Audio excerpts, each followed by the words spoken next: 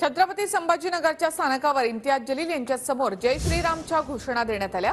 भाजप कार्यकर्त्यांकडून या घोषणाबाजी करण्यात आली। त्यानंतर भाजप आणि एमआयएमच्या कार्यकर्त्यांमध्ये सुद्धा घोषणाबाजी सुरू झाली।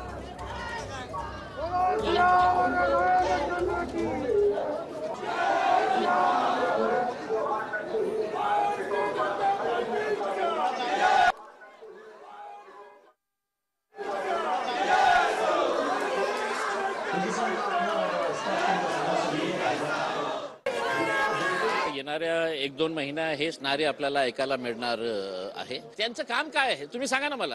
मी काय गल्लीपासून ते दिल्लीपर्यंत त्यांचं एकच काम राहिलेलं आहे, मोदी मोदी मोदी करून ते फक्त नारे देण्याचं काम त्यांचं झालेलं आहे। ते करत आहे, ते खूप परफेक्ट झालेले आहे। ते घोषणा देणं हा भाग वेगळा आहे।